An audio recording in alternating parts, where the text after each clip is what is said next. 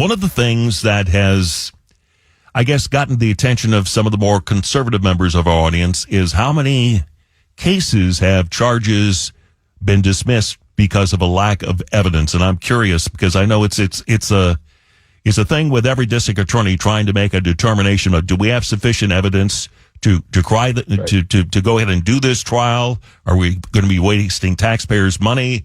What are the likelihood that we're going to win? Tell me about your criteria. What goes into your decision-making process?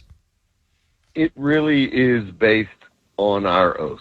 Do we think that there is a likelihood of securing a conviction? And if so, we're going to go forward. What you're seeing right now is a direct result of at least 18 months of just stagnation in the office. Look, I was there.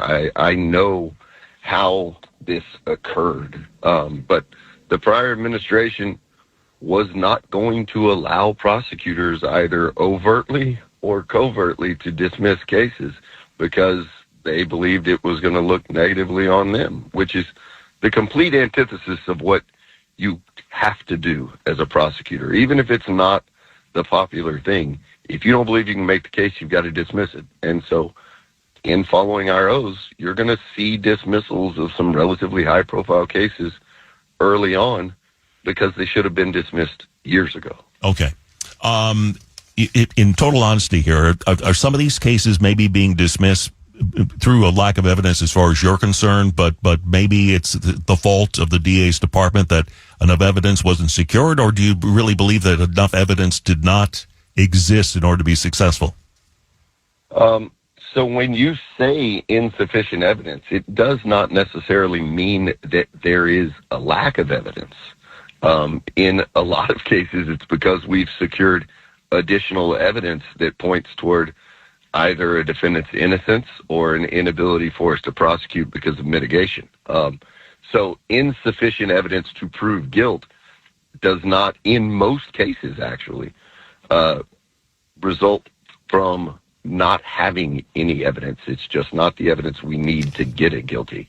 But in a department that has 100,000 cases a year, it's going to run the gamut of reasons that we dismiss cases, from us not doing our jobs correctly to not having enough evidence collected at the scene from agencies to some combination of all of those. And the scariest and worst is we got the wrong person.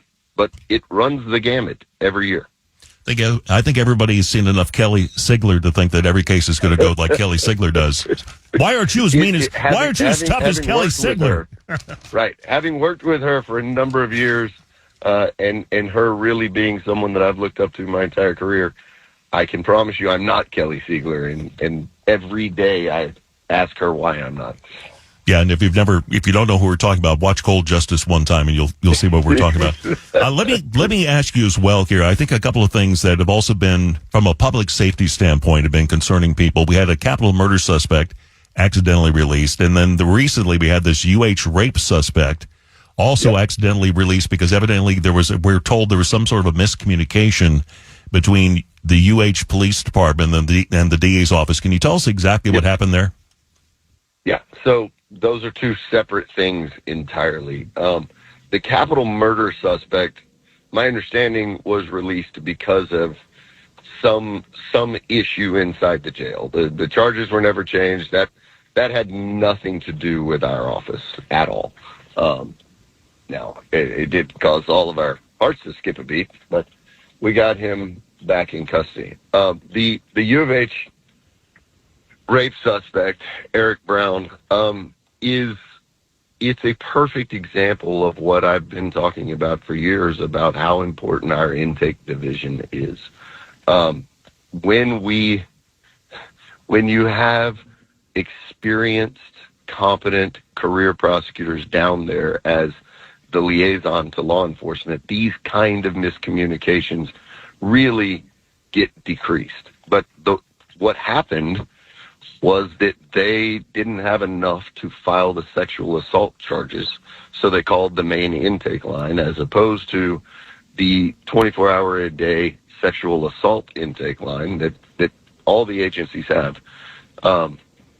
And we were trying to get effectively what they call a placeholder charge, meaning we thought enough probable cause for a more minor offense, but something to get this individual off the streets. That wasn't communicated to the second prosecutor, who reviewed it hours later. And then that prosecutor wasn't able to get a hold of the filing officer because that officer was off shift by then. So basically everything that could go wrong. Things. Yeah, everything that could go wrong, and that one did go wrong. Okay. Yep, and we need internal. And I assume there's training. I assume there are steps being taken to correct this, because if you have prosecutors who are green and don't quite understand their job yet, then that's not going to fly, is it?